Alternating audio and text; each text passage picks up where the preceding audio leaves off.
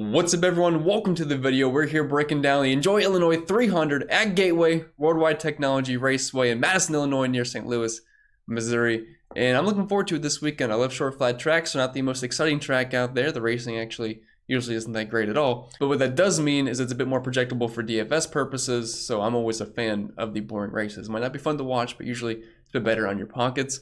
And there's a bit of a twist this weekend. They're at a short flat track. It's not that short though. It's over a mile in length, but it still classifies as a short flat. But they're not running the short track package this weekend. They're actually going like the intermediate route. So racing, we'll see how that goes. But we did get plenty of practice data to sift through, so we kind of know who's already fast. We had practice. We had qualifying, and for the most part, a lot of the fast guys, they're just starting up front. But before we break it all down, if this is your first time here, what's up? My name is Chris Pinelli. I break down NASCAR DFS each and every single week on this channel. Just find me live on Sunday mornings, breaking down the entire slate, answering any questions you guys may end up having. And I'm planning on around 11 a.m. Eastern, so come and check it out, say hi. Be more than happy to see you. And if you do enjoy today's free content, the only thing I ask in return, if you can leave a like on the video, subscribe to the channel if you haven't yet done so. And if you have any questions, comments, concerns, or if you just want to be mean or tell me hi, you can do so in the comment section down below. I don't really care either way. And really quick here, let me mention the sponsors of the show, PrizePicks and Underdog, because they do make these videos possible. And as of right now, if you're a new user on either site, promo code CPEN will get you a deposit match bonus up to $100. And while I don't think there's any free squares this week, they're still running their $1 million promo during the NBA playoffs. So if you do opt in over on PrizePicks and you are randomly selected, given the time slot that they choose, you do have a chance to win up to $1 million. And again, you can get your deposit match bonus on either site. Very fun to play on, and I highly recommend it. All right, so moving on to the strategy portion here. It's not going to be anything too special this week. It is a short flat track, so I know what you're probably thinking. At least 3 dominators per lineup. Because usually at short flat tracks, we have 300, 400, maybe even close to 500 laps. But we only have 240 this week. It's actually a pretty short race. So not that many dominator points to go around. It's 70% of how many laps we have, and you got to even subtract even more because pace laps are going to take away potential fast laps that you can accumulate over on DraftKings. So yeah, not looking at that many dom points. I'm still wanting at least 2 doms per lineup, but I'm going to fill in the rest with basically guys that I think can finish up front, pick up fast laps along the way, not necessarily leading laps, but still in fast laps here and there can definitely add up in a hurry. I mean, a guy that starts 6th and finishes 5th, you might not think that's a great day, but if they can steal fast laps along the way, that does add up quite a bit. And we'll see how passing is going to be. Like I said, it's not the actual short track package, so I don't know, we will see. I'm not expecting that much passing either way. We never see it at these track types, and since we had practice and qualifying, it's not like we just have everyone spread out because of a lineup formula. Basically everyone earned their spots, and if you're fast, you're probably starting up front. Now there's going to be a few guys that can definitely gain some spots for sure, but for the most part, I don't think there's going to be too much passing just because the cars that are fast are pretty much starting where they should be anyway. Now, if you're looking for a bit of a track preview, Gateway, it's 1.25 miles in length. It's kind of egg-shaped. It's kind of like Martinsville and Phoenix combined. You can also throw in New Hampshire in there. It's also a bit of a Richmond. So it's just kind of like an in-between, odd-looking track. And the tire combination that they're running this week, I believe it was the one for Richmond, Phoenix, and Gateway last year. But really, I'm just throwing in all short flat tracks in general and just raw speed this year. And obviously with having practice and qualifying, that does help as well because that's going to be weighed pretty heavily in my projections and stuff this week as well. All right, and finally moving on to the driver by driver breakdown portion here, I do have to mention one thing first. If you want to join the best NASCAR DFS community out there, there's now free trials over on Patreon. So I'll link that down below in the description or in the pinned comment if you want to join for a free week. And if you like it, you can stay. If not, well, you can leave. I can't do anything about it. But we do have tons of content over there.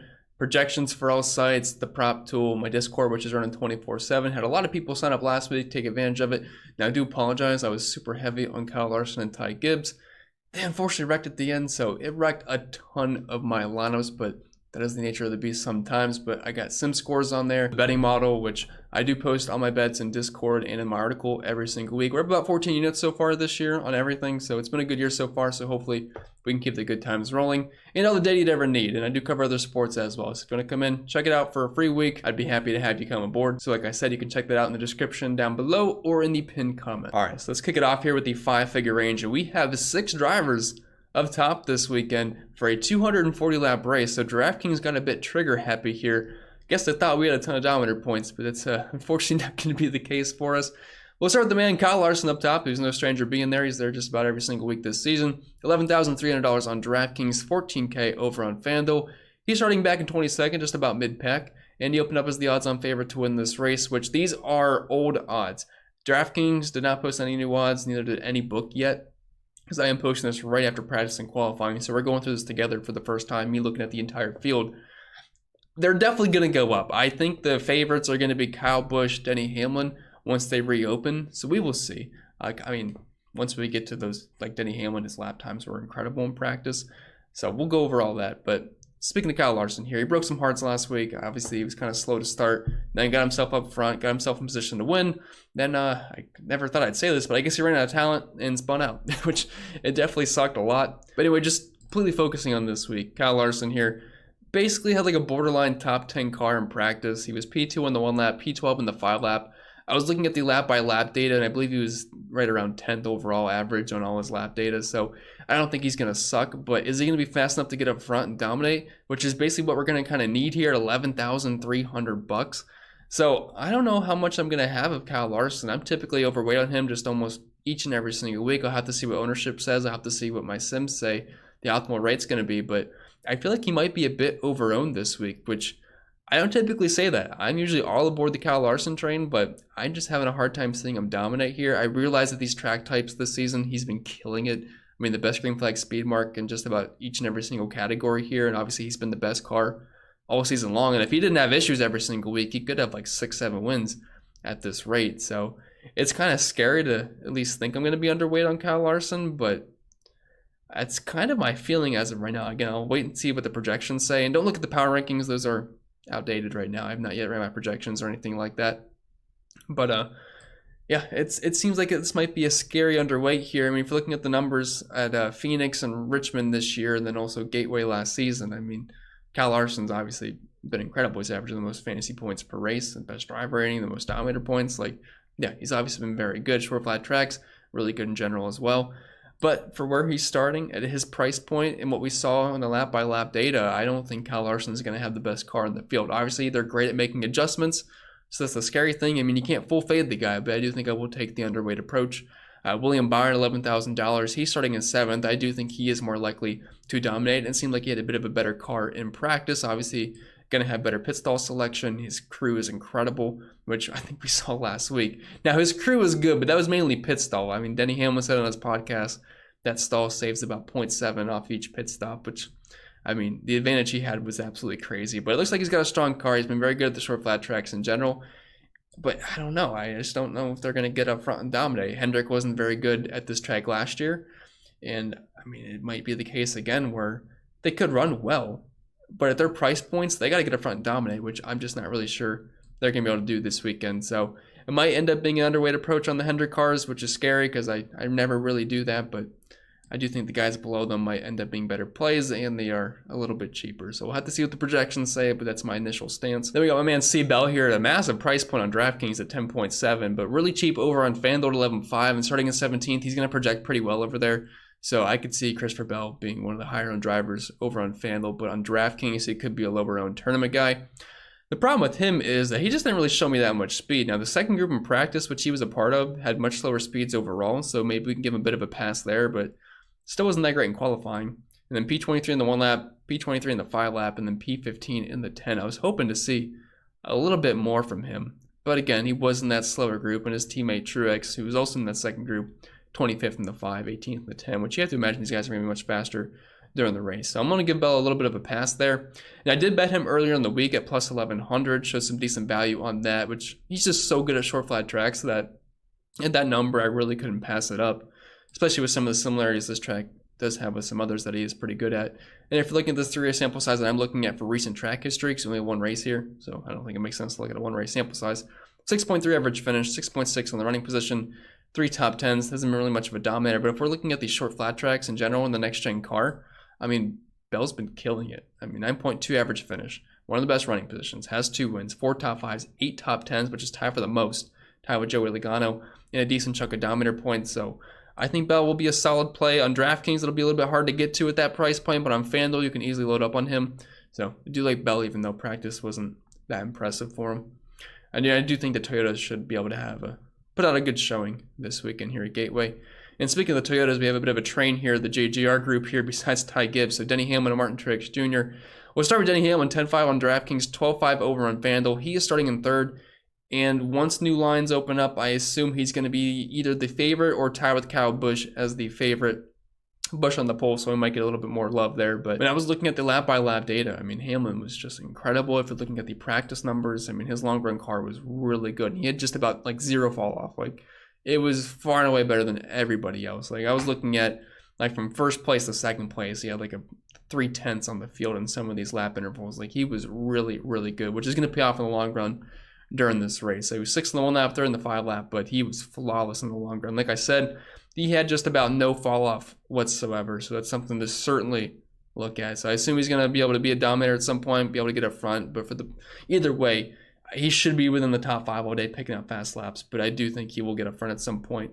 So, and the track position is going to be good as well. So I do like Denny Hamlin, definitely one of my top plays on the board. And I'm assuming projection-wise, he's going to grade out very well once we factor in some potential dominator points for him. Martin Truex Jr. is teammate, 10-3 on DraftKings, 13 over on FanDuel. He's starting in 5th.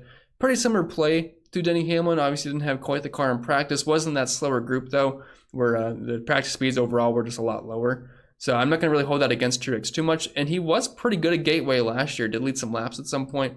And I do think the J. Jarrett crew will be pretty strong in general. So I think he's a fine tournament pivot off of Hamlin. You could certainly play both.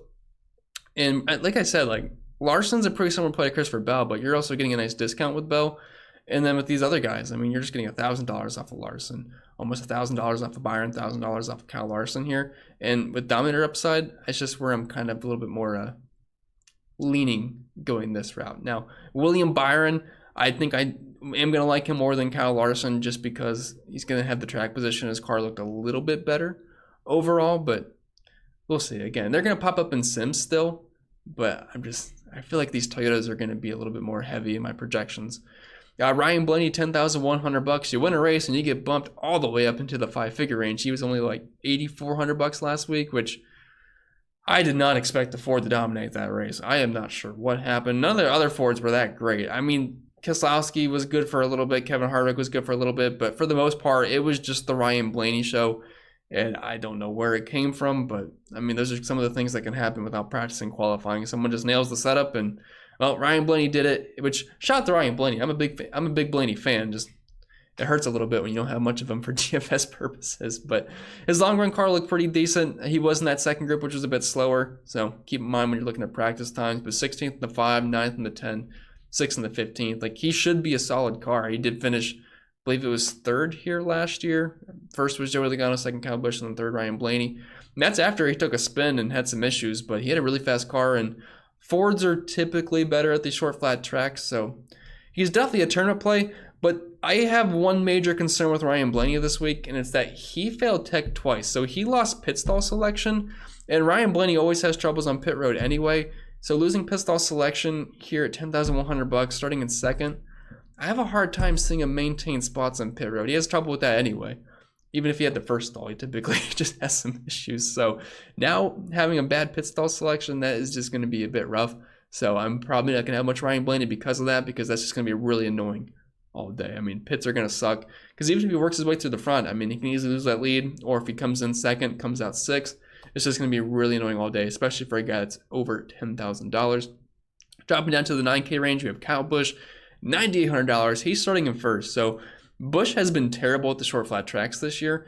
Keep in mind though, those were in the short track package, and we didn't have that this week. And turns out, hey, Kyle Busch, I guess, isn't too bad at the short tracks when you don't have that short track package, apparently. He does like this track. He was good here last year. I believe he led 60-ish laps and battled it out with Joey Logano at the end to win the race. He ended up finishing 2nd. But he's on the pole for this race, and in the lap-by-lap data, he looks like he got like the 2nd best car, only behind Denny Hamlin. So at this price point, as long as he gets a good jump at the start of the race, he should be able to sail off for a bit. He might lead all stage 1. We're not going to have a competition caution. We have clear weather this weekend. So if he leads pretty much all of stage 1 or a good chunk of it at $9,800, yeah, I would take that. So if you're playing cash games, I do like Kyle Busch, and I just like him in general. I think this is going to be a pretty solid race for him. So I do like him here quite a bit. Ross Chastain, $9,600. He's starting in 8th, and I actually think he's pretty interesting this week. He had a good long-run car in practice, 15th in the 1 lap, 14th in the 5 lap. And also what was really impressive is that he was in that 2nd group, so slower times overall, but he still put down some pretty solid laps. 4th in the 10 lap, second in the 15, only behind Denny Hamlin, and seventh in the 20. But Ross Chastain should be good, so I think he's a fine tournament play. I don't think a lot of people will go that route. I think Joey Logano is a pretty solid play here at $9,400. And this is one of those reasons where, again, I'm not sure how much of Kyle Larson and William Byron I'm going to get to, because I can load up on these 9K guys like Busch, Chastain, Logano, Tyler Reddick that are around $2,000 cheaper, and they have similar, if not better, upside this week, especially to get up front. Because I think this entire 9K range is pretty loaded. All of these guys had fast cars, and all these guys are starting inside the top 10 with some good track position, which is typically pretty important at these track types. So Logano, I mean, he's your most recent winner here, starting in 6th. Fired off really fast in practice, fell off a little bit in that long run there in the 10th, and kind of screwed up qualifying. I believe he double shifted, and he's still 6th, so it's not like he sucked, but I feel like he could have been a little bit better than that. But at short flat tracks, I mean, Joey Logano, I mean, he's just as consistent as it comes, just basically a top 10 machine and always contending to get up front. And I did place a bet on him during practice at 11-1 over on FanDuel when they still had lines up. So I'll be rooting for him because of that. But even at this price point on both sides, I think he's definitely firmly in play for tournaments. Tyler Reddick, $9,200, 95 on FanDuel. He's starting in 9th, had a pretty solid car overall. 5th in the 1 lap, 8th in the 5, 3rd in the 10, 3rd in the 15, was top 10 lap by lap data in practice, just looking at the averages there. So I think Reddick's certainly in play. And, you know, a lot of these drivers have been saying it looks like Phoenix, or even last year they were talking about how this track just plays out so much like Phoenix. Tyler Reddick was really fast at Phoenix, and looks like he's going to be fast once again. So definitely a fine play in all formats. And then Kevin Harvick here, $8,900, who I think is just way underpriced. Heading into the weekend, didn't really impress me too much in practice, but he's starting in 4th. And if it does play out like Phoenix, obviously we know Kevin Harvick is pretty good there. And was going to win that race earlier in the season until a late caution, then ended up finishing like 5th or 6th, something like that. Led around 30 laps in that race. Really bad in the short run. Wasn't that second group though, keep in mind. But I never try to overreact too much to Harvick's practice times, just because he's just as consistent as it comes. And he knows how to take care of his car and just manages tires well. So, I mean, I think Harvick will be fine. Problem is he's starting 4th, so there's not much room for error. So he's going to have to pick up fast laps and stay within the top 5 for the majority of the day. But these price points are too low to not have at least a little bit of interest in him. Now, probably only for tournaments. I can't really see myself getting there in cash games. Alex Bowman, $8,600. He's starting in 18th. Doesn't look like the worst play in the world. Did have some decent lap times in practice. Wasn't that first group, though, so could be a bit inflated. But if we're looking at this 3-race sample size that I'm looking at from last year's Gateway race and then Richmond and Phoenix this season, and then I'm also looking at the other short flat tracks as well. But average finish at 10th, 11.4 in the running position, 2 top 10s in the top 15 each and every single time. I think Bowman should be a top 12 contender, which that's not bad at $8,600. But if you're loading up on some dominators here in the 9 and 10K range, I'm not sure how easy it's going to be to get to an upper 8K guy. So, because I don't think Bowman's going to have a chance to dominate. But like Kevin Harvick, he's starting so close to the front, he does have a chance to dominate. So you have to look at those guys a little bit differently. Bubba Wallace, $8,400. He's starting in 20th. Typically not my favorite driver to roster at these shorter flat tracks. Just haven't really been super kind to him. Does have a top 5 and 3 top 10s in this 11-race sample size. But in the specific tracks I'm looking at the most, average finish of 20.7, running position of 18.4. Hasn't been super impressive, but practice wasn't that bad for Bubba. Did have top 15, top 10 speed, 15th in the 5 lap, 10th in the 10, 8th in the 15, and then 4th in the 20. Although 6 guys only ran that. But I do think Toyota should be pretty fast, so I think Bowman will have more ownership, so he's a pivot off of Bowman, but I would pretty much put them in the same category, and I feel like Sims are going to like these guys just about the same. Brad Keselowski, $8,200. He's only $8,000 over on FanDuel, so should have some decent ownership over there. He's starting in 19th. Now, he actually had a tire go down in practice, so we only have a 5-lap run out of him, but he was decently fast in that 5-lap run, 10th in the 1, 7th in the 5. So didn't get a ton of practice out of Brad Keselowski, but at short flat tracks, that's kind of the track type that I always roster him at. So $8,200, if I can get to him with a couple of dominators, I'm more than fine with playing Brad Keselowski this week, and actually did bet him as the top forward at plus 950 on Caesar before practice and qualifying started. Now, do I think it's likely he's the top forward at the end of the day? No, but at plus 950, it was showing a little bit of value for me. So in the off chance he is, I wouldn't mind cash on that. Daniel Suarez, $8,000 on DraftKings. Pretty cheap over on FanDuel. He's starting at 13th. Not really super excited about rostering Suarez this week. I like him more at the intermediates. 18th in the 5 lap, 19th in the 10. And if you're looking at short flat track numbers for him, doesn't have a top 20 finish in this race data set that we're looking at. And then an 11 race sample size in the next gen car has 2 top 10s and 3 top 15s, which isn't that great. So Suarez, probably not going to get too much of, but I do prefer everybody else in this 8K range over him. And I think even getting to the 7K range, there's actually quite a few good plays here that I do prefer over Suarez. I just don't really see myself getting to him much. And speaking of guys in the 7K range, we have Ty Gibbs at $7,800. He is free on FanDuel, so you can make some really nice lineups over on FanDuel this week just because total mispricing on Ty Gibbs. I realize he's had some issues, but this is a driver that's in top tier equipment and has top 10 potential each and every single week. And he's ranked out of the top 10 multiple times this year, so he's definitely got the speed for it. So I would definitely take advantage of this mispricing over on FanDuel. And as you can see, Carb wasn't too bad in the long run, so $7,800, I will take some Ty Gibbs. Chase Briscoe, $7,700. We basically have a string of the same plays here. So you have Briscoe, Buescher, LaJoie, Almirola, all starting like around 25th through 30th. So they're all basically the same play here. So I don't really want to go too in depth. But Chase Briscoe, he's got the short flat tracks. He got hammered with a big penalty. So we'll see if that's a motivating factor for him. That's not stuff I can project in. But I do like him at these track types. He was fast in Martinsville, and overall he's just fast at these tracks, and he was 4th in the 5 lap in practice. So I'm fine with Chase Briscoe, just had a poor qualifying run. Chris Buescher, poor qualifying run, but like Brad Keselowski, these are the guys that typically aren't too bad at short flat tracks. So I'm okay with some Buescher. Corey LaJoie seemed a bit in over his head during practice and qualifying, got super loose, got into the wall during qualifying. He's starting in 30th. Obviously, he's in a great car, in the 9 car for Hendrick. We know that's got speed, but it's not Chase Elliott in the car. And it's also not Josh Berry. I think we're in probably the biggest downgrade here with Corey LaJoie. That's no slight to him. I actually do like LaJoie. I've rostered him many times this year because he's been pretty good, but I don't know. He might just be a little bit too excited about the hot rod he should have this week. Obviously, didn't really show anything in practice. 30th in the 1 lap, 30th in the 5, and 21st in the 10. But he's starting in 30th, so if he doesn't do anything too crazy, he should be able to pilot his way to around the top 20. But I don't know. I'm a little bit nervous about him in his first start in this car. And Aric Almirola, he's in 24th, had a lot of speed in practice. He's going to project pretty well for me. Love my short flat tracks and love the speed, like I said. So I'll definitely have some Aric Almirola exposure. Austin Dillon, I don't really see myself getting too much to, so I don't want to spend too much time on him. But I do like everybody else in the 7K range quite a bit, actually. LaJoie, again, I'm a little bit concerned, but we'll see how he rolls. Dropping to the 6K range, we have Ryan Preece, Stewart-Haas car, which they typically bring speed at these track types. I don't hate him starting in 29th. Wasn't that super impressive in practice, but got a little better in the long run, although less cars were running. So obviously numbers are going to look a little bit better, but I don't think Preece is going to be the worst play. If we're looking at a 2-race sample size, this year the short flats from Phoenix and Richmond, average finish to 15, running position of 16.7 in 2 top 20s. So I think we could do worse than Ryan Preece this week. Like, I'd rather play Preece over Cindric. I'd rather play him over Stenhouse.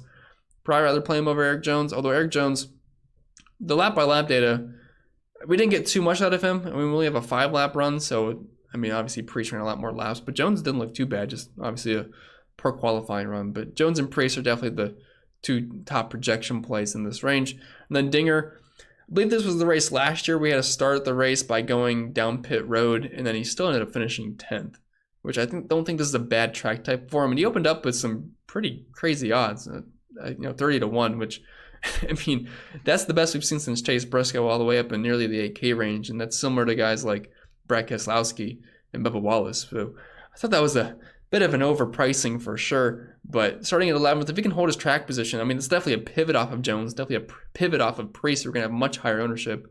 Like, I think I would rather get the Allmendinger than Justin Haley.